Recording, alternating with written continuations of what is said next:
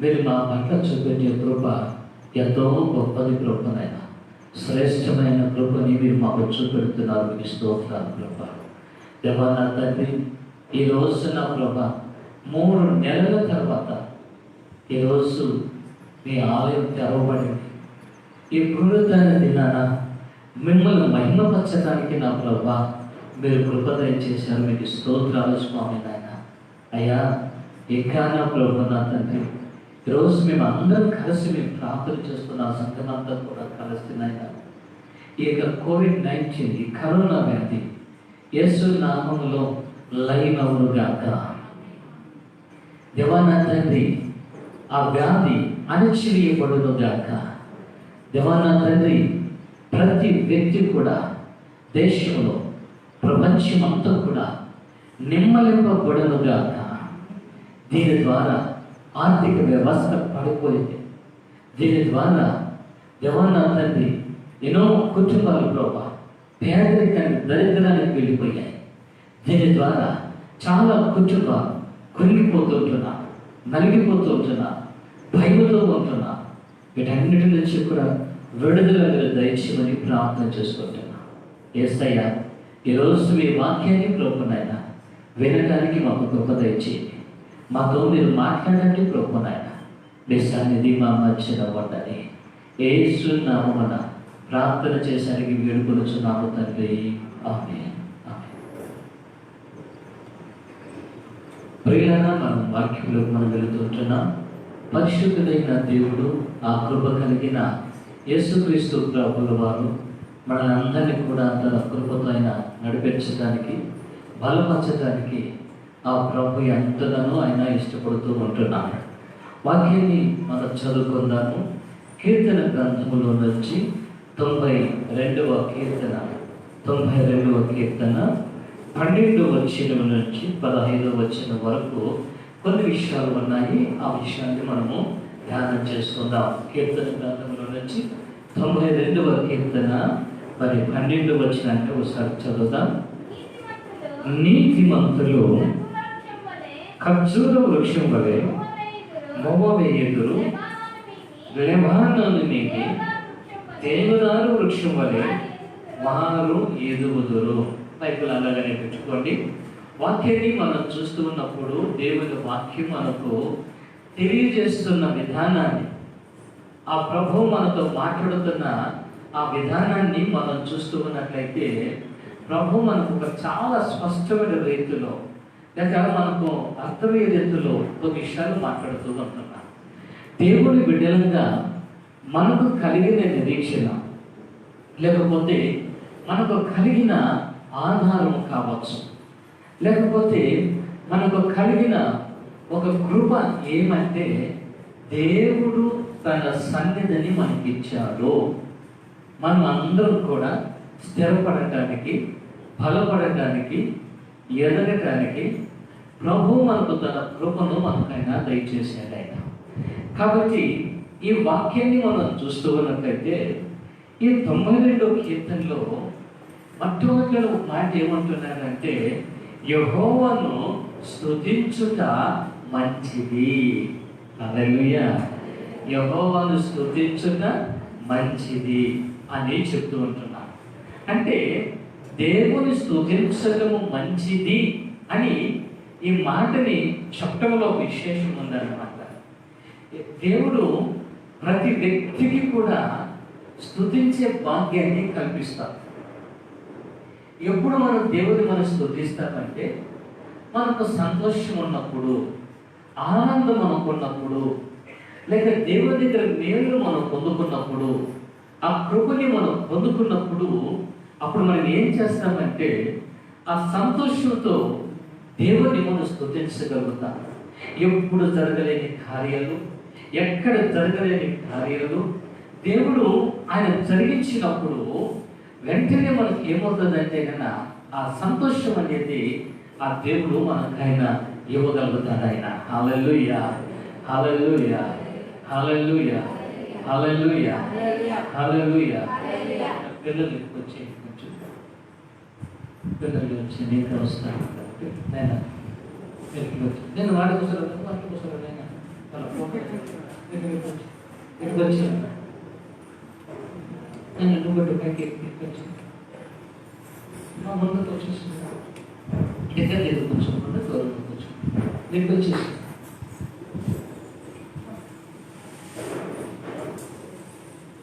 ముందుకు వచ్చేసి బాగా ముందుకు వచ్చి ముందు సర్దుకోండి. అక్కడే ముందు సర్దుకోండి.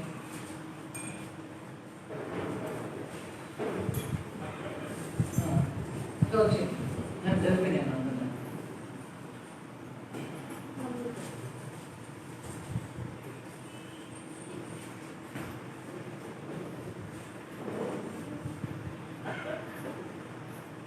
మతకి పైకి గొల్లు పెట్టుకున్నా. నీకో సీటు మా బ్యాక్ సీటు మంచిది. హల్లెలూయా, హల్లెలూయా, హల్లెలూయా. మంచిది. మరి వాక్యంలో మనం వెళ్తున్నాం. దేవునిని మనం స్తుతించే వాక్యం అనేది, దేవుని మనము ఆరాధించే ఆ విధానాన్ని గురించి ఇక్కడ మనం చెప్తుంటున్నాం. నేను ఈ 3 మాసంలో కూడా ఎక్కువగా ప్రభు దగ్గర గడిపాను. ప్రభు దగ్గర నేను ప్రార్థించినప్పుడు ఆ ప్రభు నాకు ఇచ్చిన ఆలోచనలు చాలా ప్రభు నాతో బయటకు వచ్చాయి. అవి నేను యూట్యూబ్లో పెట్టుకున్నా. అవి మీరు చూశారు కూడా, వాక్యాలన్నీ కూడా. అయితే ఆరాధన తిరిగి ప్రారంభమవుతుంది అన్నప్పుడు నేను ప్రభు దగ్గర పట్టుదలగా కూర్చొని అడిగాను. నేను ప్రార్థన చేశాను. మరి దేవుని మహాకృప, ఉదయకాల ప్రార్థన, మధ్యాహ్నకాల ప్రార్థన, రాత్రికాల ప్రార్థనలు, ఇవి బిడ్డలందరూ కూడా ఆసక్తిగా ప్రార్థన చేశారు. ఉపవాసాలు ఉన్నారు, ప్రార్థనలు చేశారు, మరి దేవుణ్ణి గనపరిచారు. అయితే ఈ ప్రార్థనలన్నిటి ద్వారా దేవుడు మనకి ఏం చేశాడంటే ఈ సడలింపు మనకి ఇచ్చాడు. ఈ సడలింపు ఎందుకు ఇచ్చారంటే, ఇప్పుడు దేశంలో కానీ ప్రపంచంలో కానీ ప్రతి నాయకుడు చెప్తున్న మాట ఏమంటే, ప్రతి వ్యక్తి మాట్లాడుతున్న మాట ఏమంటే, మీరు మీ దేవుణ్ణి మీరు ప్రార్థించండి. ఆ భక్తి ఉంటే, ఆ ప్రార్థన ఉంటే మరి దేవుడు కార్యాలు చేస్తాడని చెప్పి ఈ సడలింపు మనకి ఇవ్వగలరు. మనకే కాదు, అందరికీ ఈ భక్తిపూర్వకంగా వెళ్ళడానికి సడలింపు అనేది వచ్చారు. కాబట్టి దీన్ని ఏదో మనం ఆశాభాషగా కాకుండా దీనిలో మనం చాలా జాగ్రత్తగా ఎంతమంది చేసిన దానికంటే ఇప్పుడు ఇంకా ఎక్కువగా మనం ప్రార్థన చేయాలి. హల్లెలూయా. ఎక్కువ మనసు ప్రార్థన చేయాలి. మరి ఇక్కడ మనం చూస్తున్నప్పుడు యెహోవాను స్తుతించుట మంచిది, మహోన్నతుడా నీ నామము కీర్తించుట మంచిది అని చెప్పుకుంటూ ఈ 12వ వచనంలోకి వచ్చేసరికి అక్కడ ఏమంటున్నాడంటే, 12వ వచనంలో నీతిమంతులు ఖర్జూర వృక్షం వలె మోవైదురు, లెబానోను మీది దేవదారు వృక్షం వలె వారు ఎదుగుదురు. 13వ వచనము యెహోవా మందిరములో నాటబడిన వారై వారు దేవుని ఆవరణములో ఏం చేస్తారు, వాళ్ళు వర్ధిల్లుదురు అని మాట్లాడుతూ ఉంటున్నాడు. ఎందుకంటే కదా దేవుని ఆవరణము అనే విషయాన్ని కూడా మాట్లాడుతుంటున్నాడు. అది మధ్యలో చెప్తారు ఒక విషయాలు. దాని గురించి ముందు మొమ్మ వేయటము అని అంటున్నాడు. ఎందుకంటే కన్నా ఇప్పుడు చూడండి, ఈ మొమ్మ వేయటం అనేది ఈత చెట్లు ఎంతమంది చూశారు? ఈత చెట్లు, ఈత చెట్లు కాయలు ఎన్ని ఉంటాయి? చెట్టుకి 4 ఉంటాయా? ఎన్ని ఉంటాయి? అది ఇట్లా దిగేస్తుంది, బొమ్మ దిగేస్తుంది. అది అరటి గల వారికి దిగేస్తే ఎంత కాయలు అవి ఎన్ని ఉంటాయి అంటే కన్నా ఒక రాని పోస్తే ఆ గంపకైతే కాయలన్నీ కూడా. అంటే ఈత చెట్టుకి ఎట్లా కాయలు ఉంటుందో ఖర్జూర చెట్టు కూడా అంట మరి అదే విధంగా మొగ్గు వేస్తుందంటది. అది కూడా అదే విధంగా కాంతని కాస్తూ ఉంటారు. ఆ కాయలు ఆ విధంగా కాస్తారు. అది కాస్తూ ఉంటున్నప్పుడు బాగా నన్ను అర్థం చేసుకోవాలి. కాయ మీద కాయ ఆనుకొని ఉంటాయి, ప్రక్కనే ఉంటాయి, ఒక దాని మీద ఒకటి పడి ఉంటుంది.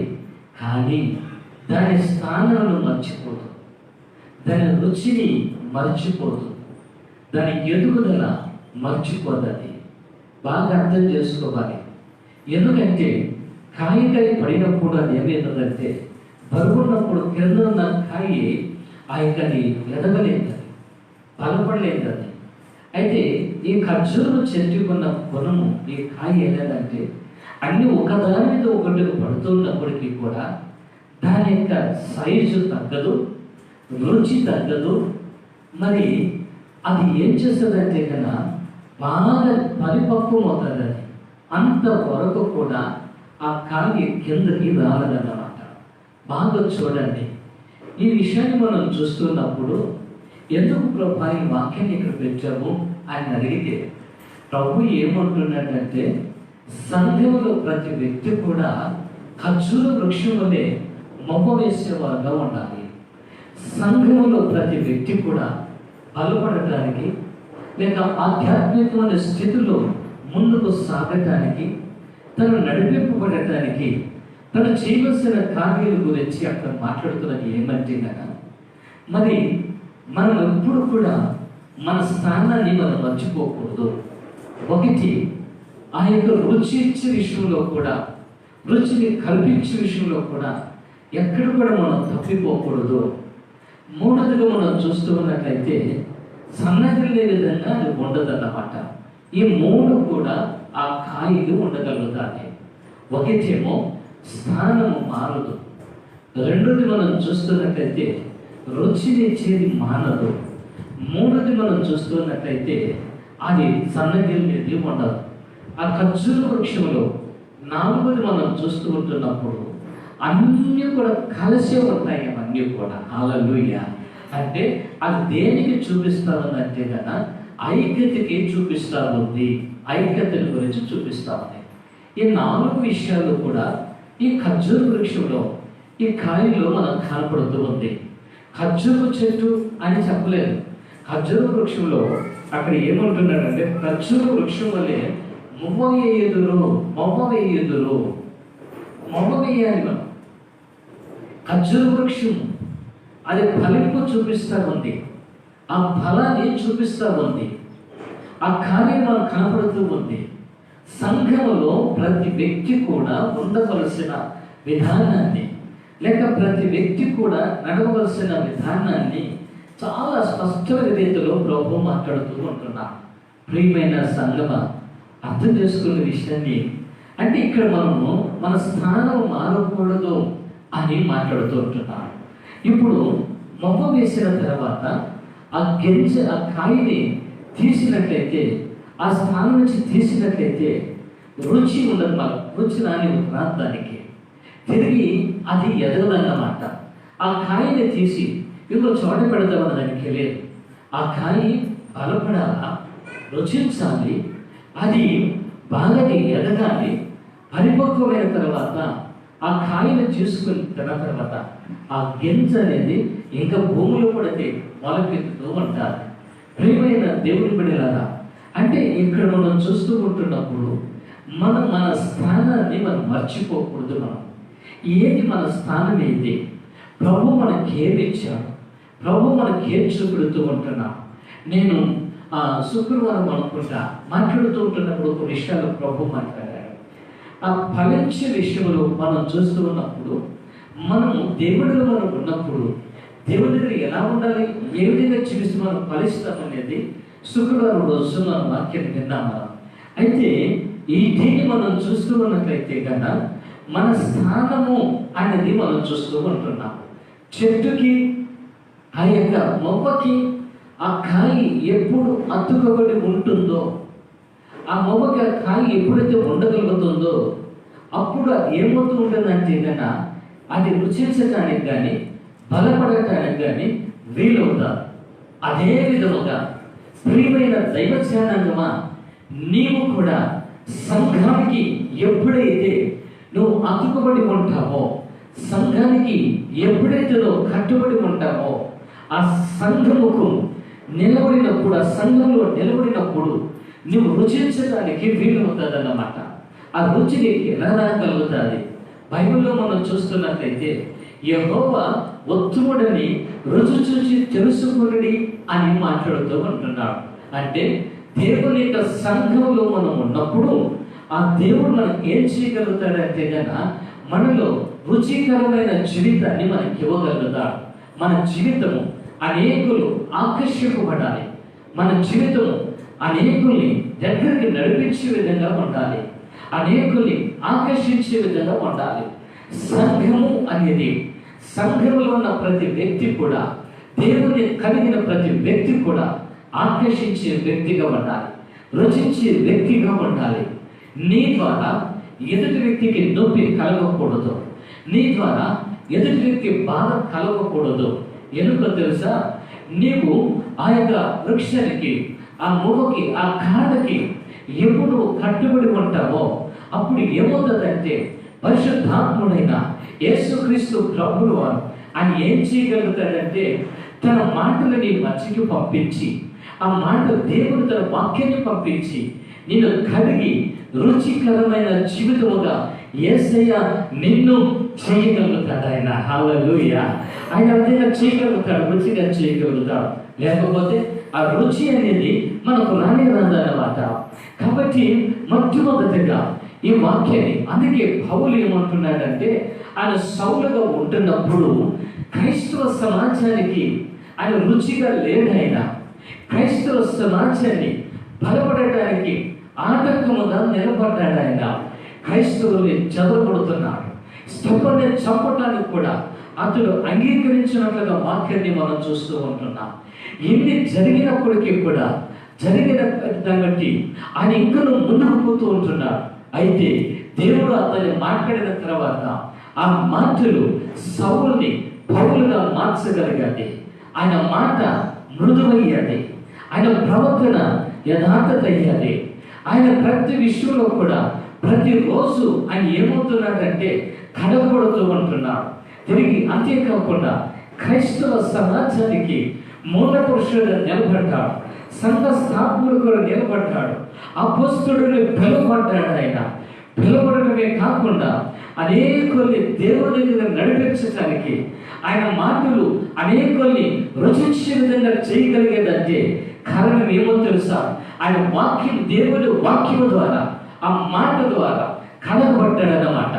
ప్రియమైన దేవుని బిడ్డలారా, దేవుని వాక్యం చేతలో కడగబడకపోతే, నువ్వు శుభ్రీకరించకపోతే కదా నిజముగా నీ మాట మధురముగా రాదు, నీ మాట కటువుగా ఉంటుంది, ఎదుటి వ్యక్తిని బాధించే విధంగా ఉంటుంది, నీ ప్రవర్తన కుటుంబాన్ని బాధించే విధముగా, లేకపోతే ఎదుటి వ్యక్తిని సంఘంలో బాధించే వ్యక్తిగా మనం ఉంటాం. కాబట్టి దేవుడు ఇక్కడ వాక్యం ఏమంటున్నాడంటే ఖర్జూర వృక్షము అని మొగ్గ వేసినప్పుడు ఆ కాలముకి అన్ని కూడా కాయలు అతుకబడుతూనే ఉంటాయి. తిరిగి అతుకబడినప్పుడు అది క్రింద భాగములో నుంచి, భూములో నుంచి ఆ ఫలమును, శక్తిని తీసుకుని తిరిగి అది ఏం చేస్తుందంటే ఆ యొక్క మొదలులో నుంచి పైకి తీసుకొచ్చి ఆ కాయల వరకు సారమును పంపిస్తూ ఉంటుంది. అది హల్లెలూయా.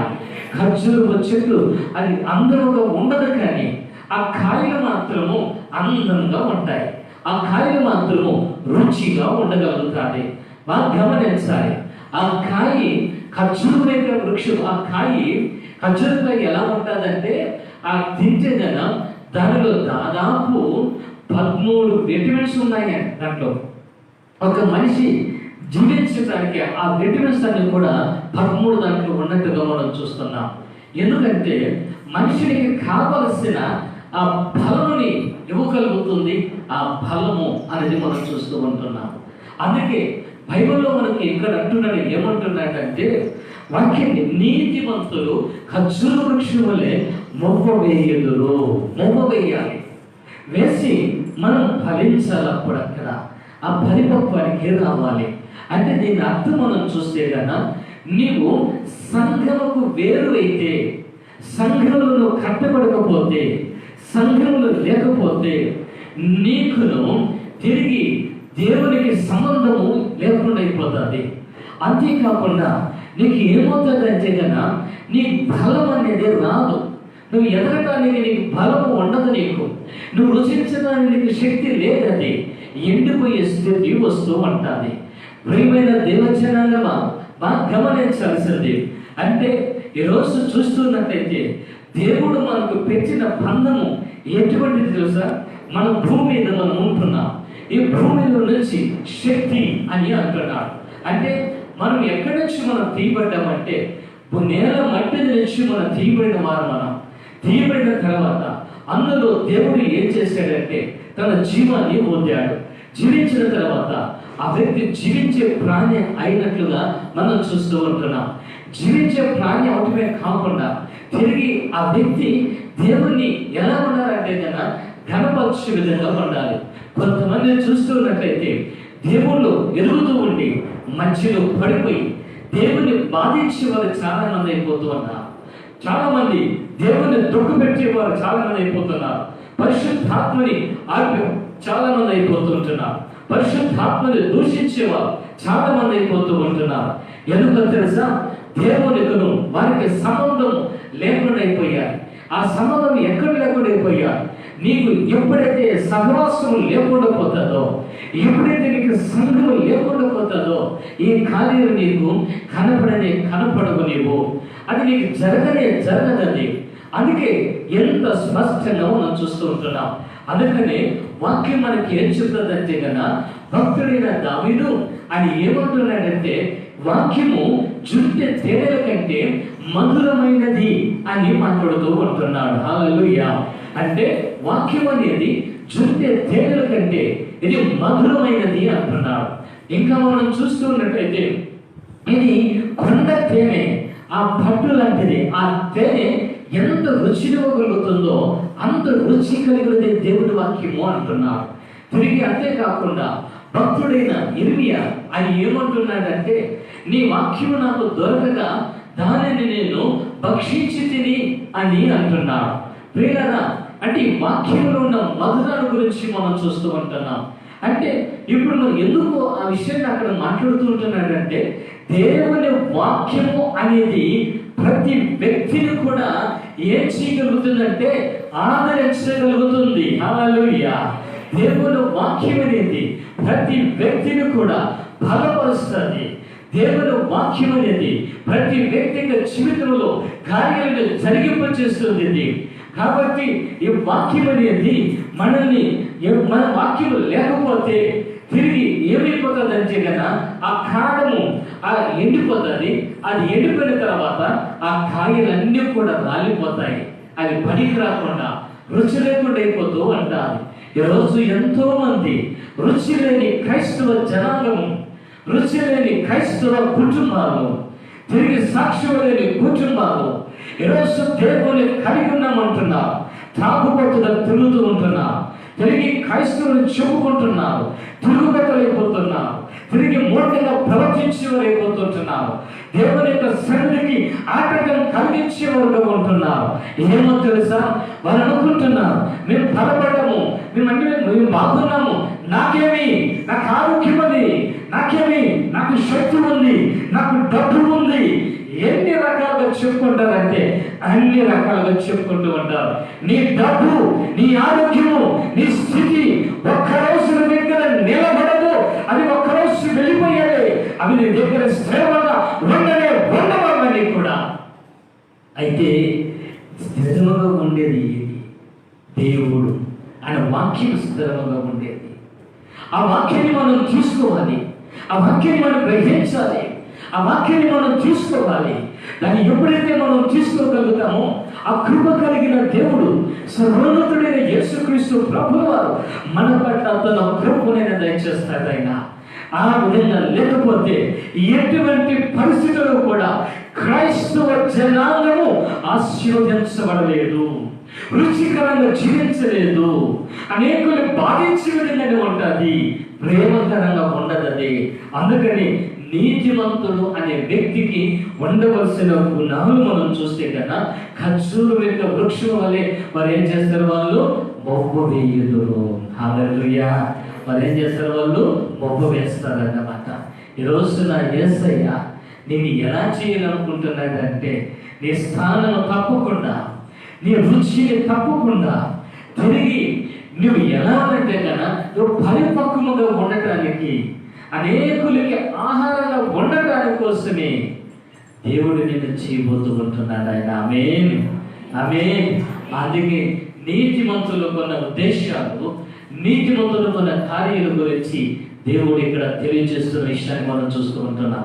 తగిన రెండోది మనం చూస్తున్నట్లయితే లెబానోను మీది దేవదారు వృక్షం వల్లే వారు ఏం చేస్తారంట? ఎదుగుదురు. దేవదారు వృక్షం వల్లే వాళ్ళు ఏమవుతారంటే వాళ్ళు ఎదుగుతారంటే వాళ్ళు ఆ ఎదిగే ఫలితాన్ని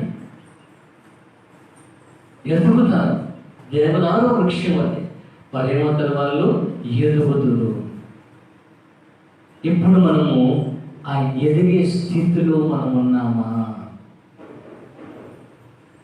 ఎదిగే స్థానంలో మనం ఉన్నామా? మనం ఆ కార్యాన్ని మనం చేస్తూ ఉన్నామా? ఎంత ఎదిగారండి. ఒకసారి టౌన్లో పోతా చదువుకునేటప్పుడు ఒక ఆమె ఎంత ఉంది దగ్గరలో ఇంతే, నా ముందే వచ్చిందో తెలియదు, ఇంతే ఉండేది ఆయన. నేను అనుకున్నాను ఆయన దూరం పాపే అనుకున్నాను. నేను పెద్ద నాకు పేరు పెట్టి ఒక రకంగా పిలుస్తాను, ఆమె గట్టిగా పిలుస్తాను. వాడు వస్తాడు రే అంటాను. వాడి కింద చూస్తాను. ఆమె వయసు అయితే పెద్దది, ఆమె స్థితి ఎట్లుంది? పొట్టిది. మన వయసు అయితే పెద్దది, ఆత్మీయ స్థితులు మనం ఎలాంటి వారు? మనము పొట్టివారిని. ఎదగలేని స్థితి, చూడలేని స్థితి, నిలబడలేని స్థితి. ఏమంటారంటే కన్నా మరుగుజ్జుతనం. అది అంటే ఎంత చేసినా కానీ ఒకసారి ఏమంటారంటే ఏం చేస్తా ఉన్నావు నువ్వు? ఆ బిడ్డ పరిస్థితి కంప అయిపోతా ఉంది, ఆ బిడ్డకి తిండి పెడతా ఉండారా లేదా అని అంటారు. మనం ఏం చేస్తాం? బిడ్డలకు పెట్టకుండా ఉంటామా? అయ్యో ఎంత బాగా పెడతాం బిడ్డలకి. వాళ్ళు ఎంత తిన్నా కూడా లాభం కాదు. ఏదో లాభం కాదు. కొంతమంది ఎట్లే ఊడిపోతారు, కింద వెళ్ళిపోతారు. నన్ను కూడా చాలాసార్లు అడిగారు నా కూతురు విషయంలో, ఏమైనా నువ్వైతే మీరు బాగున్నావు, అమ్మ బాగుంది, ఏంది నీ బిడ్డ అట్లా అయిపోతా ఉంది, పక్క చిక్కిపోతా ఉంది, సన్నగా అయిపోతా ఉంది అని. నేను ఏం చేసేది నాకు అర్థం కాలే. ఏం కావాలో అన్నీ పెడతానే ఉంటా. మటన్ పెడతా, చికెన్ పెడతా, పండ్లు చేసుకొస్తాను, ఎంత అయినా పెడతాంటే తింటానే ఉంటుంది, కానీ మనిషి మాత్రం కావాలి. ఏం చేయాలో నాకు అర్థం కాలే. మళ్ళీ ఒకసారి ఆలోచన చేస్తే ఈ వేరే వాళ్ళు చెప్పి సన్నగా ఉండే వాళ్ళు లావుపోయేదాన్ని మందులు ఇస్తూ ఉన్నారు అని. అప్పుడు పోయి మన సంఘంలో తీసుకున్నారు, 3 తీసుకున్నారు. ఆ విధంగా తీసుకుని సన్నగా ఉండే వాళ్ళు లావు అయినారు, కానీ లావు అయితే ప్రయోజనం ఉందే లేదు. అయితే ఇట్లా చేస్తాం మేము. పుట్టుకోండి వాళ్ళు పొడుగవుతున్నారా? కాలేదు. అంటే ఎదగలేని పరిస్థితి అన్నమాట ఈరోజు నిజంగా. అందుకే పౌలు ఏమంటున్నాడంటే మట్టుకు మీరు చూస్తే బోధకులుగా ఉండాల్సిందే. అయితే ఇంకా మీరు ఎలా ఉన్నారంటే పాల వలనే మీరు ఏమవుతున్నారు? మీరు పోషింపబడుతూ ఉంటున్నారు. అంటే మీకు వాక్యం అనేది ఇంకా సరైన వాక్యాన్ని మీరు తీసుకోలేదు, కాబట్టి మీరు ఎదగలేదు అని అంటున్నారు. దాన్ని మనం తీసుకునేవారు కాబట్టి బైబిల్లో మనం చూస్తూ ఉన్నట్లయితే మనం కూడా బైబిల్లో ఒక పొట్టుడు ఉన్నాడు. ఎవరు దాన్ని వచ్చేసింది? ఎవడు ఆ పొట్టుడు? జక్కయ్య పొట్టుడు. అయితే ఆయన పొట్టుడే కానీ ఆయన శాస్త్రాలన్నీ కూడా పొట్టుడు శాస్త్ర చేస్తున్నాడు. అబ్బాయి లేదండి, వాడి శాస్త్రాన్ని పెద్దవి. వాడి వస్తువులు పోతే మనుషులు ఎదురు గడగడ వణకాల్సిందే. రూపాయి గంట 4 రూపాయలు కట్టేసుకున్నాడు, మార్కెట్కి ఇచ్చేయాల్సింది. అంత దౌర్జన్యం చేసేవాడు. అంత చేసుకొని లాస్ట్కి యేసయ్యని చూడాలని అతనికి ఆశ కలిగితే, ఆ కోరిక తనలో కలిగితే ఆయన వెళితే ఆయనకి యేసయ్య కనపడలేదు. ఆయన అన్నాడు, ఇవన్నీ నేను సంపాదించుకున్నాను, ఆయన కూడా సంపాదించుకుంటే ఆయన ఎమ్ముడు ఎట్లున్నారు, నా ఎమ్ముడు కూడా అట్లే వస్తాడేమో అనుకున్నాడు. ఆయన చూడాలనుకున్నాడు, కుదరలేదు. బైబిల్లో ఏముంది? పొట్టివాడైనందున అని వాక్యం రాయబడింది. పొట్టివాడైనందున ఎవరు చూడలేకపోయినాడు? ఇప్పుడు నీవు కూడా పొట్టివారైనందున ఎవరు చూడలేకపోతున్నావు? ఏం పొట్టిగున్నావా? ఉన్నారా పొట్టిగా మీరు? ఉన్నారమ్మా? ఉన్నారా పొట్టిగా? బాగానే పడుకున్నా. బైబిల్ పొట్టివాడైనందున ఎవరు చూడలేదు? యేసును చూడలేకపోయాడు. ఈ పొట్టితనం అనేది యేసయ్యను చూడలేని స్థితి చేస్తా ఉంది. అంటే నీలో ఉన్నవన్నీ కూడా ఏమవుతున్నాయంటే కన్నా ఆ బుద్ధులు కానీ అవన్నీ కూడా నీకు ఎలా ఉంటున్నాయంటే సంకోచితముగా ఉంటున్నాయి. కాబట్టి దాన్ని ఏమంటారంటే కనుక మన భాషలో మాట్లాడాలంటే మన బుద్ధులన్నీ కుళ్ళు బుద్ధులు అంటే మన భాష అంటే మన బుద్ధులు ఎలాంటివి? కుళ్ళు బుద్ధులు, వారవలేని బుద్ధి మంది, సహించలేని బుద్ధి, ఇవన్నీ ఈ బుద్ధులు చాలా ఉన్నాయండి మన దగ్గర. అవి రకాలుగా మాట్లాడుకుంటూ ఉంటారు. అయితే ఇవన్నీ కూడా ఉన్నాయి. కాబట్టి ఉన్నవాడు ఎవరు చూడలేరు? యేసుని చూడలేరు. ఇవన్నీ ఉన్నవాడు పొట్టివాడుగా ఉన్నప్పుడు, వారవలేని వాడు, సహించలేని వాడు, తిరిగి ఇవన్నీ ఉన్నవాడు ఎవరిని చూడలేడంటే యేసుని చూడలేడు. వారవలేని బుద్ధి మనకు వద్దండి. మన బుద్ధి అనేది అంటే మన బుద్ధి విశాలంగా ఉండాలి. మన బుద్ధి ఎలా ఉండాలా? విశాలంగా ఉండాలి. ఆ విశాలంగా ఉన్నప్పుడు దేవుడు మనకి ఏం చేస్తాడంటే ఆయన చూడడానికి వీలవుతుంది. అందుకని దేవదారు వృక్షం అంట అది ఏం చేస్తుందంటే కన్నా అది చక్కగా ఎదుగుతుంది. అది హల్లెలూయా. ఆ చెట్టు ఎక్కడ కూడా బెండవుతుంది. కొన్ని చెట్లు ఏమిటంటే ఇట్లా వంగి ఇట్లా పైకి లేచి ఉంటాయి, కొన్ని ఇట్లే ఉండిపోయింటాయి. ఏమిటంటే ఆ చెట్టు పెరిగేటప్పుడే అట్లా వంగిపోయి ఉంటాయి కాబట్టి ఆ దేవుడిని పైకి ఎక్కుతూ ఉంటాయి.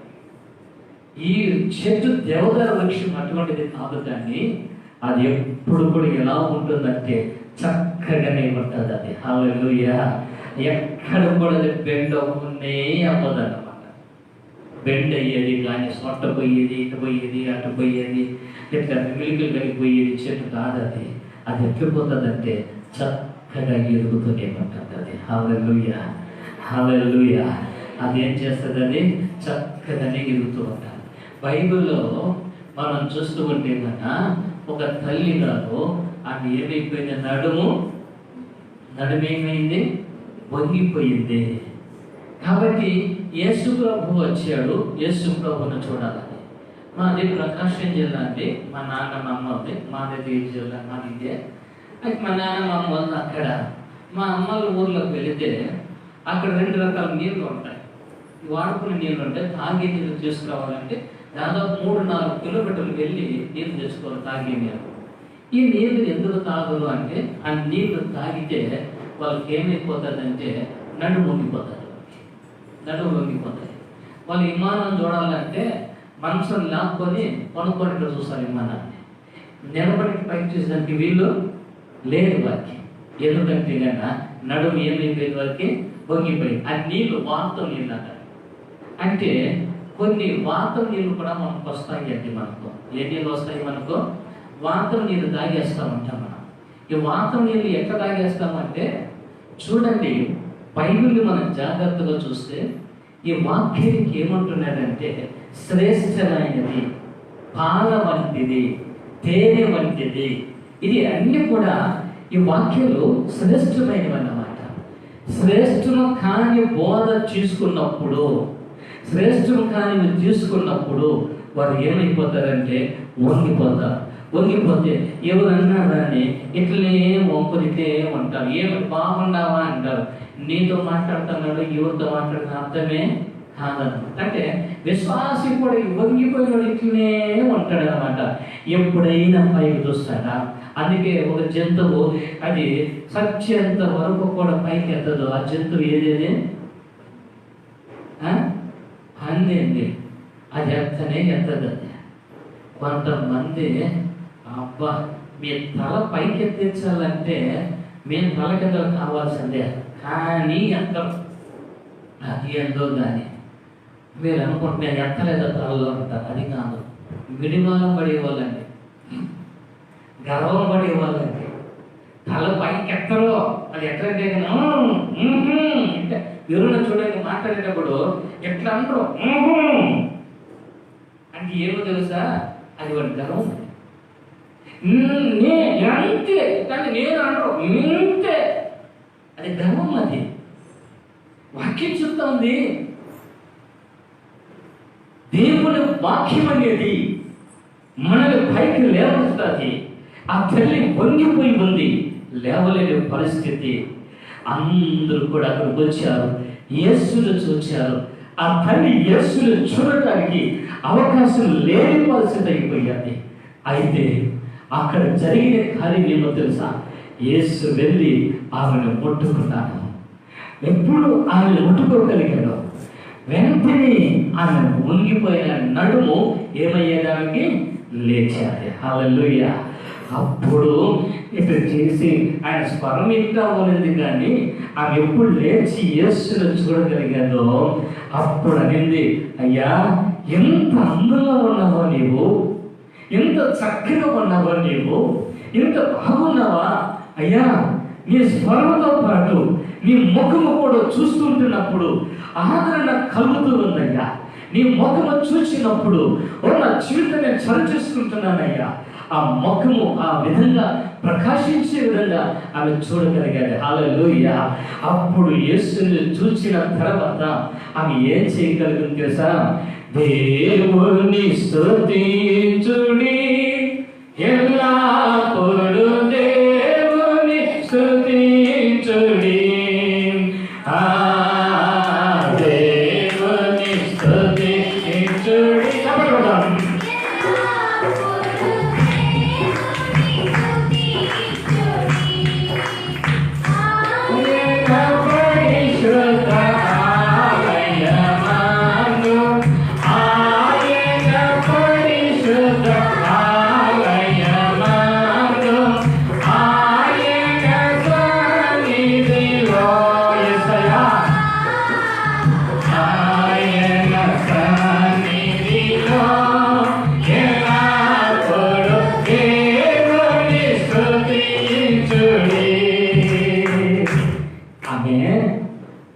చూసిన వెంటనే ఆ నడుము వంగింది. నడుము లేచిన తర్వాత యేసును చూసిన తర్వాత ఆమె ఏమంటా ఉందంటే, ఆయనని స్తుతించండి. హల్లెలూయా, హల్లెలూయా. యేసును చూసిన వారు, యేసు ముఖములో చూసిన వారు అందరూ కూడా దేవుని స్తుతించగలిగారు. ప్రియమైన దైవ జనాంగమా, ఈ రోజు నువ్వు యేసును చూడగలిగితే నిజముగా నువ్వు సంతోషిస్తావు, నిజముగా నువ్వు దేవుని స్తుతించగలుగుతావు. నీవు ఎలా అని అంటే, యేసు అంటే కన్నా వాక్యంలో చూస్తే కన్నా ఎవరైతే ఆయన వైపు చూడగలుగుతారో వారు ఏం పొందుకుంటారంటే నూతన ఫలమును పొందుకుంటారు.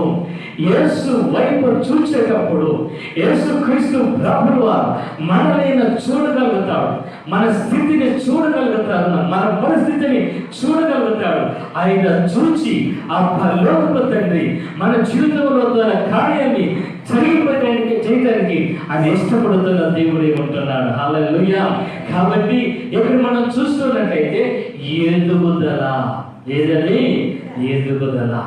నువ్వున్న ఈ స్థితిలోనే కాదు, కానీ నువ్వున్న పేదరికంలో కాదు, కానీ నీ స్థితి నుంచి ఇంకా నీకు ఏం కావాలంటే మార్పు కలగాలి. నీ స్థితిని దేవుడైనా ఎదిగింప చేస్తూనే ఉంటాడు. రోజు రోజుకి నీ కుటుంబ పరిస్థితిని దేవుడు మార్చగలుగుతాడు. ఆయన నీ పేదరికం నుంచి దేవుడు నేను ఆయన లేపగలుగుతాడు. ఆయన నీ ఆధ్యాత్మికమైన జీవితం అనేది రోజు రోజుకి పరిపూర్ణమైన స్థానానికి ఆ ప్రభు తీసుకొస్తాడు అన్నమాట. అప్పుడు నువ్వు చూసినప్పుడు ఏమవుతారో తెలుసా, మీరు ఏమంటారు, చూసినప్పుడు ఏమంటారంటే వీళ్ళు ముందు ఏమీ లేదు, ఇప్పుడు దేవుడు వీళ్ళు ఏం చేశాడు, ఆశీర్వదించాడు. అంటే ఆ స్థితి. హల్లెలూయా. దేవుడు మళ్ళీ ఏం చేస్తాడైనా ఆశీర్వదించే విధానం, ఎదిగింప చేసే విధానం అన్నమాట. ఎదిగింప చేసే విధానం అంటే దేవుడు మనల్ని అనేకులు వెలుగుగా ఆయన పెట్టే దేవుడుగా మనం చూస్తూ ఉంటున్నాం. మూడోది మనం చూస్తూ ఉన్నట్లయితే యెహోవా మందిరములో నాటబడిన వారై వారు మన దేవుని ఆవరణములో ఏమవుతారంట? వాళ్ళు వర్ధిల్లుదురు. హల్లెలూయా. ఎక్కడ వర్ధిల్లుతారంట వారు? ఎక్కడ వర్ధిల్లుతారు వారు? దేవుని ఆవరణములో. బాగా గమనించాలి. హల్లెలూయా. ఒకసారి రెండు చేతులు పైకి ఎత్తి హల్లెలూయా. దేవుని ఆవరణములో మనం ఏం చేయగలుగుతాం? మనము వర్ధిల్లుతాం. మనం ఆ వర్ధిల్ల స్థితి మనం చూస్తూ ఉంటున్నాం. ఎక్కడ వర్ధిల్లుతారు? వర్ధిల్లటము అనేదంటే అభివృద్ధి. ఒకటే కాదు, దేవుడు అక్కడ మనం చూస్తే కన్నా ఇంకా అక్కడ ఉన్న శిష్యులు ఏమంటున్నారంటే ఇక చాలు అని అంటున్నారు. వాళ్ళు దేవుడు చెప్పిన మాట విన్నారండి. వాళ్ళు నదిలోకి, సముద్రంలోకి ఆ ఓడని ముందుకు పంపిమన్నాడు. ఏం ప్రభా పోయేది? చేపలు పట్టిన వల్ల కాలేదు. చేపలు పట్టే దాంట్లో మాకేముంది? మాకు నైపుణ్యత మాకుంది అని చెప్పితే కూడా దేవుడు పదండి అంతే. ఆయన చెప్పినారు, వారు వెళ్ళారు. వెళ్ళిన తర్వాత వాళ్ళని విశ్రమన్నారు అంటున్నారు. వాళ్ళు అక్కడ మళ్ళీ మాట్లాడారు. యేసయ్య అంటుంది విశ్రండి అన్నప్పుడు నీ మాట చొప్పున అని కనపడతారు. హల్లెలూయా. ఎవరి మాట చొప్పున? ఎవరి మాట చొప్పున? యేసయ్య మాట చొప్పున, దేవుని మాట చొప్పున మీరు చేసి చూడండి. నీ మాట చొప్పున మేము వేస్తాంలే ప్రభా అని వేసారు. వేస్తే వలలు అన్నట్ట నిండిపోయినాయి. ఏం చేశారు? ఇంకొక బోటు తీసుకొచ్చారు. ఆ బోటుని దాంట్లో కూడా వేసుకున్నారు. తిరిగి ఇంకా చాలు, ఇంకా చాలు, ఇంకా చాలు. హల్లెలూయా. ఎంత ఆ యొక్క వృద్ధి చూడండి. అంటే దేవుడు మనకి కొరతని వచ్చేవాడు కాదు. ఇప్పుడు ఒక మాట, ఈ మాట అంటే మీకు ఆలోచన వచ్చింది. ఏం పాస్టర్ మేము మా కొరతలు లేవంటావా? మాకు ఎన్ని కొరతలు ఉన్నాయి తెలుసునా? లేవనన్నా? ఎన్ని కష్టాలు ఉన్నాయి, ఎన్ని ఇబ్బందులు మాకున్నాయి, ఎన్ని సమస్యలు మాకున్నాయి నీకు తెలుసా అని అంటారు. ఉన్నాయి, లేదలేదు. కానీ దేవుని ఆవరణలో ఉన్నప్పుడు, యెహోవా మందిరంలో మనం ఏం కాదు, మనము నాటబడిన వారై ఆవరణములో మనం ఏం చేయాలంట? వర్ధిల్లుతామంట. అంటే ఎప్పుడైతే మనం ఆ విధంగా మనము ఉండగలుగుతామో, ఎప్పుడైతే మనం ఆ విధంగా మనం నడవగలుగుతామో, అప్పుడు అక్కడ మనం ఏమవుతామంటే కన్నా దేవుడు మనల్ని వర్ధలింప చేసేవాడు ఆయన. హల్లెలూయా. దేవుడు నిన్ను ఆయన వర్ధలింప చేస్తాడు అని పక్కకు చెప్పండి. చెయ్యి వద్దండి, చెయ్యి వద్దండి, చెక్కడి వద్దమ్మా. దేవుడు ఏం చేస్తాడు? ఆయన ఏం చేస్తాడు? ఆయన అవన్నీ నిషేధం చెయ్యని చేసినాడు. అవన్నీ నిషేధం. అవన్నీ అంటే దేవుడు ఏం చేస్తాడు అంటే నేను చెప్పేది తప్పంటున్నా, మీ పక్క చెప్పండి, చెప్పాలా? అంటే దేవుని మందిరములో, మన ఆవరణలో మనం ఏం కావాలి? మనము నాటబడాల. మొట్టమొదటిగా నాటబడాలా. మనం ఎక్కడ ఉండాలంటే దేవుని, వారు మన దేవుని ఆవరణములో అప్పుడు ఏమవుతారంటే వాళ్ళు వర్ధిల్లుతారు. హల్లెలూయా. హల్లెలూయా. దేవుని మందిరంలో నాటబడితే ఆ చుట్టూ మనకి ఏమవుతుందంటే కన్నా అభివృద్ధి మనకు కనపడతా ఉంటుంది. హల్లెలూయా. సంఘము వర్ధిల్లాలంటే, నీ కుటుంబము వర్ధిల్లాలంటే, నీవు వర్ధిల్లాలంటే నువ్వు ఏం కావాలో తెలుసా? సంఘములో మొట్టమొదటిగా నువ్వు నాటబడితే తప్ప నువ్వు వర్ధిల్లలేవు. అంటే సంఘానికి పనికి రాలేదు, కుటుంబానికి పనికి రాలేని వ్యక్తిగా, సమాజానికి పనికిరాని వ్యక్తిగా ఉండిపోతావు అన్నమాట. ఎందుకంటే మందిరంలో నాటబడలేదు కాబట్టి నీలో అభివృద్ధి లేదు. అభివృద్ధి నీకు లేదు. దేవునికి ఇవ్వాలంటే సనుగులు, గొనుగులు, దేవునికి ఇచ్చే విషయంలో ఎన్ని అనుమానాలు, సందేహాలు, ఇవన్నీ మనకు కలుగుతూనే ఉన్నాయి. మనకన్నీ కూడా అవన్నీ కలుగుతున్నాయంటే కారణం ఏమంటే నీవు వర్ధిల్లలేదు. నువ్వు వర్ధిల్లాలంటే నాటబడు సంఘములో, నిలబడు సంఘములో ఆ ఆవరణం అంతా కూడా నీ ద్వారా దేవుడు ఏం చేయగలుగుతాడంటే కదా వర్ధలింప చేస్తాడు ఆయన. హల్లెలూయా, హల్లెలూయా. దేవుడు ఆయన వర్ధలింప చేస్తాడు అంటే దేవుడు నిన్ను ఆయన సమృద్ధిగా చేస్తాడు. దేవుడు నా కుటుంబాన్ని, నా సంఘాన్ని దేవుడు ఆ విధంగా చేస్తాడు అని చెప్పి ఆ నమ్మకం నీలో ఉంటే ఓసారి రెండు చేతులు పైకి దేవుని స్తుతించండి. వినవల్లే ఏముంటది? హల్లెలూయా. ఏమంటది? అభివృద్ధి. అభివృద్ధి నీళ్ళు ఉంటుంది. నువ్వు ఫలిస్తావు, నువ్వు ఫలిస్తూ ఉంటావు. అందుకే అంటాడు అక్కడ పౌలు అంటాడు కొరింథీ పత్రిక రాస్తూ ఏమంటున్నాడంటే ఆయనకి ఇచ్చేటప్పుడు అంట సనుగు కొనక పిరికితనముతో పిసినారితనముతో ఆయనకి ఇవ్వకూడదు. మనం ఏది విత్తుతామో ఆ పంటని ఖచ్చితంగా మనం ఏం చేస్తాం? మనము కోస్తాం. అంటే అభివృద్ధి, ఆ వృద్ధి అన్న దానిని గురించి చెప్తూ ఉంటున్నాను. ప్రియమైన దేవుని బిడ్డలారా బాగా గమనించాల్సింది, ఈ కరోనా టైంలో మేము పస్తున్నాము అన్న వాళ్ళు ఉన్నారా? ఒక్కరోజు మేము పస్తున్నాము అన్న వాళ్ళు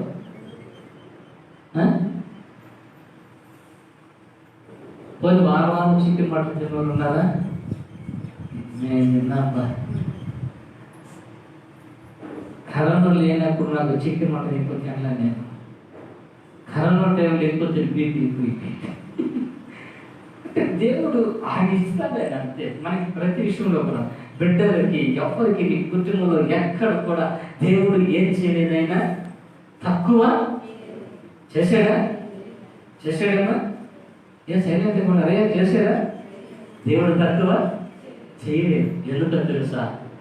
ఆయన ఆవరణములు, ఆ సంఘములో నాటబడిన వారే ఆవరణములో దేవుడు మనలని ఆయన ఏం చేసేవాడు? ఆయన వర్ధలింపు చేసేవాడు. ఎంత చేసిన దేవుడు ఇంకా నీ కుటుంబాన్ని దేవుడు అవిధిగా చెయ్యడా? దేవుడు సంఘాన్ని చేయడా? బాగా గమనించాలి. ఎందుకంటే ఎప్పుడు కూడా మనం మాట్లాడేటప్పుడు బలహీనమైన మాటలు మనం మాట్లాడకూడదు. మన మాటలు ఎలా ఉండాలంటే కదా బలమైన మాటలుగా. అందుకే ఆవరణలో ఉన్న వ్యక్తి ఏమవుతాడంటే కదా వర్ధిల్లుతారు. మరి 15వ వచనాన్ని మనం చూస్తూ ఉన్నట్లయితే వారు ముసలితనమున ఇంకా చిగురు పెట్టుచుందురో సారము కలిగి ఎట్లా ఉంటారంటే వాళ్ళు పచ్చగా ఉంటారు. హల్లెలూయా, హల్లెలూయా. ఎట్లా ఉంటారంటే వాళ్ళు పచ్చగా అంటే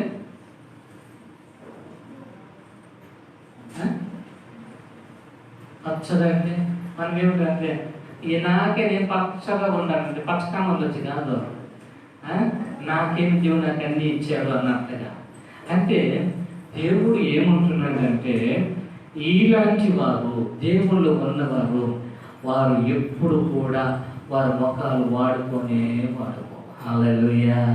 కొంతమంది ముఖాలు ఎట్లా ఉంటాయి అంటే రోగం వచ్చిన కోడి కానీ ఇట్లా తోగుతా ఉంటుంది చూడండి. ఇట్లా నేను ఏమంటే ఏమిలా తింటాను. ఏమదే రోగం వచ్చిన కోడది, రోగం వచ్చిన వాళ్ళకే ఉంటారు అలా. అయితే కొంచెం వారు కోపం రాని గలాట పోనే ఏం తిడతావు అని అంటారా? అప్పుడు ఎట్లా వస్తుందా నోరు? అదే ఒకే ఒక సెకండ్ అంటారు వెంటనే మెత్తగా లేవల్ల. ఎంతసేపు ఏమి సంగతి ఊగతా ఉంటే తోగతం బియ్యం ఎప్పుడైతే వచ్చిందని అంటే అబ్బా అది ఏమో తెలుసునా ఎండిపోయినప్పుడు ఎగతా ఉందని. పచ్చగా ఉన్నవారు వారి జీవితంలో ఎప్పుడు కూడా ఏ విషయంలో కూడా వారు తక్కువగా ఉండదు.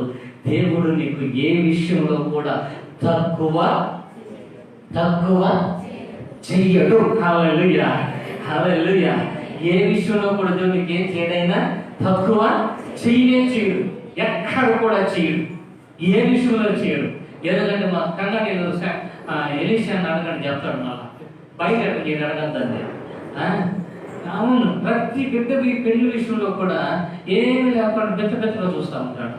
చెప్తాను, నేను భయపడద్దు, తక్కువ కాదని ఫోన్ చేస్తాడు. వాళ్ళకి ఎట్లా నువ్వు తక్కువ కాదు నీకు అని. మొన్న కూడా కూతురు పెళ్లి చేసినాడు.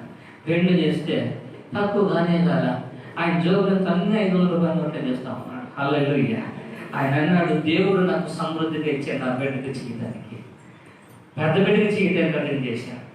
అందరికీ కూడా ఆ ఊళ్ళో కూడా ఆశ్చర్యంగా చూస్తూనే ఉంటారు. నా దగ్గర కదా ఎట్లా బతుకుతున్నారని. అంటే దేవుణ్ణి ఎరిగిన వారు, దేవుళ్ళు జీవించిన వారి కుటుంబాలు ఏవైనా సరే వాళ్ళు ఎట్లుంటారు, వాళ్ళు పచ్చగానే ఉంటారు. హల్లెలూయా, హల్లెలూయా. వారు ఎలా ఉంటారు, వాళ్ళు పచ్చగానే ఉంటారు. అంటే దేవుడు ఈరోజు మనందరి కుటుంబాలు కూడా పచ్చగా పెట్టాలనే ఆశ. ఎంతమంది ఆశపడుతున్నారు, మా కుటుంబం ఎప్పుడు కూడా కొరత లేకుండా, కొదువు లేకుండా నేను ఉండాలి. మీ కొరకు ప్రార్థన చేస్తా, దేవుడు ఖచ్చితంగా చేస్తాడైనా. హల్లెలూయా, హల్లెలూయా, హల్లెలూయా, హల్లెలూయా, హల్లెలూయా. స్తుతి మహిమ ఎల్లప్పుడూ దేవుని స్తుతించడము. హల్లెలూయా, స్తుతి మహిమ ఎల్లప్పుడూ దేవుని స్తుతించడము. హల్లెలూయా, హల్లెలూయా, హల్లెలూయా,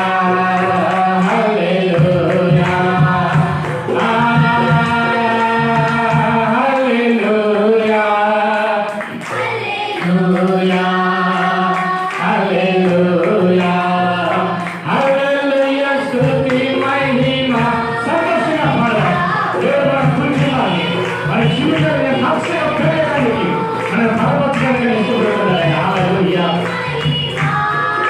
ఎల్లప్పుడూ దేవుని స్తుతించెదము.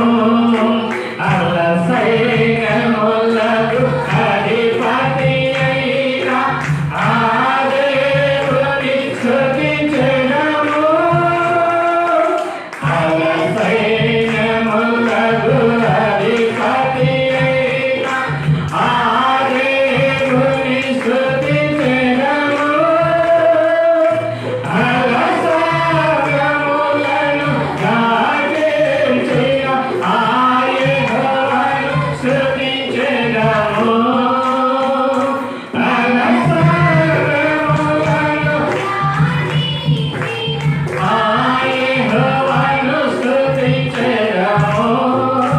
హల్లెలూయా, స్తుతి మహిమ ఎల్లప్పుడూ దేవుని స్తుతించెదము. హల్లెలూయా, స్తుతి మహిమ ఎల్లప్పుడూ దేవుని స్తుతించెదము. హల్లెలూయా. అంటే దేవుడు ఎప్పుడు మనకి ఏం చేస్తా ఉంటాడు, ఆయన పచ్చగా పెడతాడట. హల్లెలూయా.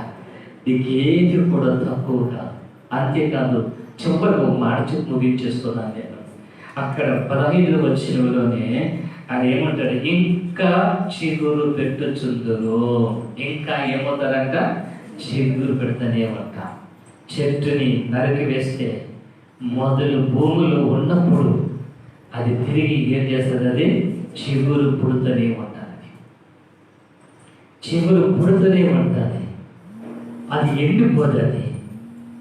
అమ్మా, ఒకవేళ అంతా నీ దగ్గర అంతా పోయేది అనుకుంటున్నావు, నా దగ్గర ఏమీ లేదనుకుంటున్నావు, అంత అయిపోయింది, నరకబడిపోయాను నేను, మా దగ్గర ఏమీ లేదు.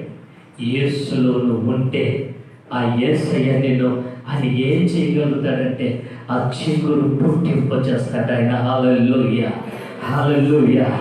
నా జీవితంలో నాకేమీ లేని పరిస్థితి, ఇక్కడ ఉన్నప్పుడు కూడా ఏమీ లేని పరిస్థితి నాది.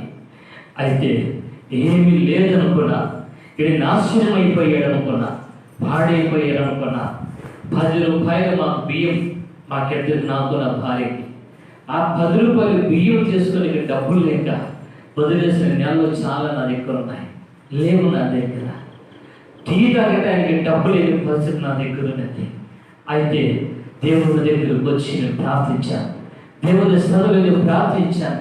ప్రభు నాకు తెలియజేసింది ఒకటే, నీవు నాలో ఉన్నావు, నువ్వు మొద్దైపోయావు, నరకబడ్డావు, నీలో తిరిగి ఆ చిగురు పుట్టుకు వచ్చేస్తాను యేసయ్య నాకు వాగ్దానం చేశాడు. ఆయన నా యేసయ్య నన్ను విడిచిపెట్టలేదు. ఆయన తిరిగి మొద్దులైపోయాను, ఆఖరు లేని వ్యక్తి అయిపోయాను, ఎక్కడ కనబడలేని పరిస్థితి అయిపోయాను, ఎవరు కూడా నా పేరు ఎత్తేవారు లేకుండా అయిపోయాను.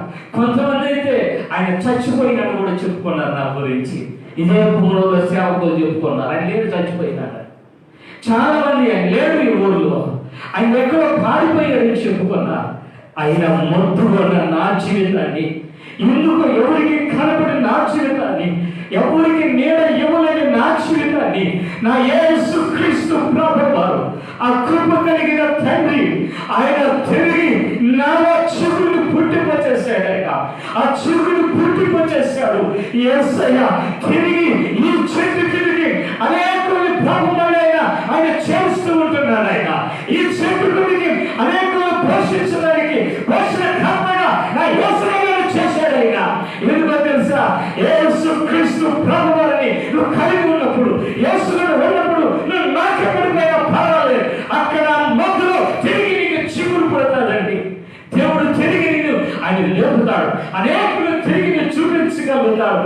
ఆ చిగురు అనేది ఆశను పుట్టింపు చేసేవాడు. ఆయన ఇక దీని గురించి నాకు ఆశ లేదు, ఇది జరుగుతుంది నాకు ఆశ లేదు, ఇది నాకు బాగుంటుందని నాకు ఆశ లేదు, మేము బాగుపడినామని నాకు ఆశ లేదు, ఎన్ని రకాలుగా మాట్లాడుతున్నావు.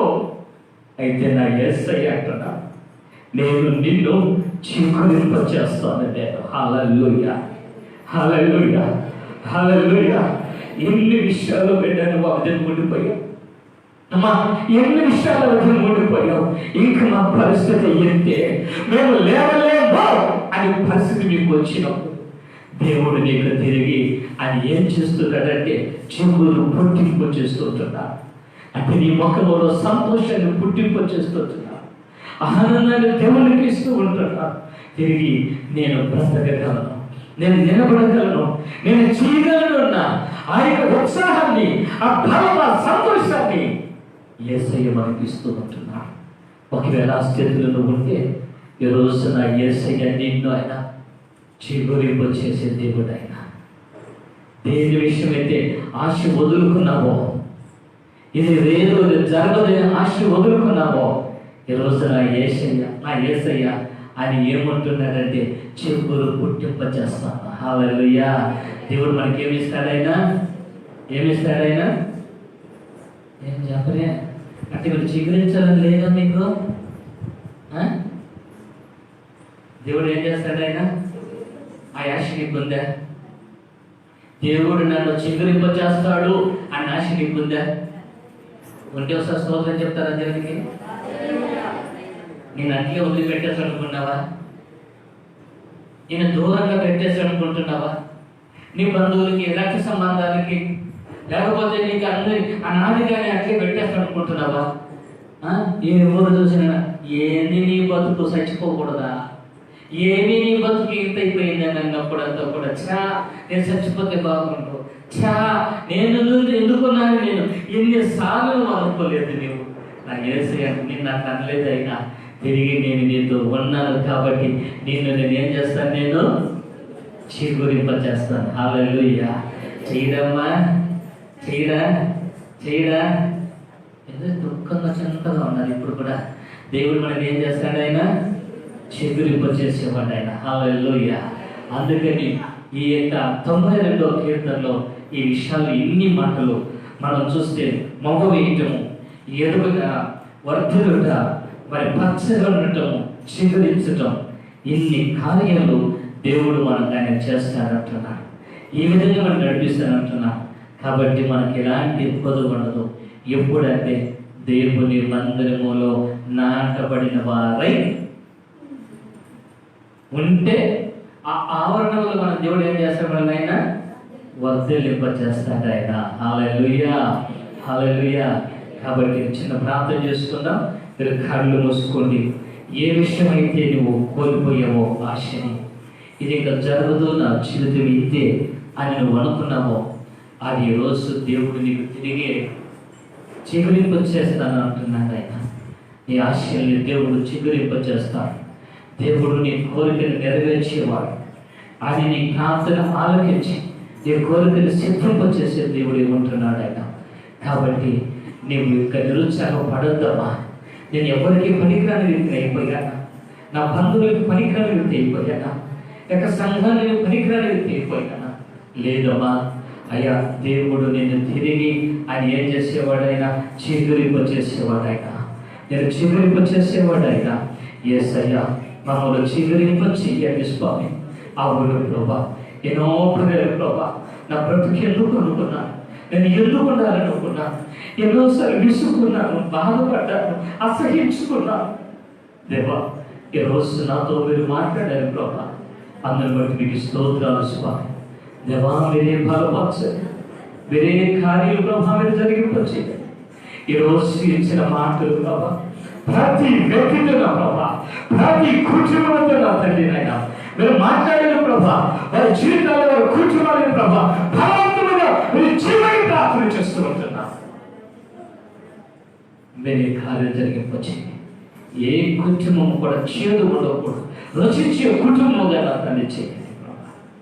ఆ విధంగా ప్రతి వ్యక్తిని చేసి చిగురింపచేసి మీ నామాలకు నా తండ్రి ఘనతగా మీరు వచ్చుకోమని యేసు నామమున ప్రార్థన చేస్తుంటున్నాము తండ్రి. ఆమేన్.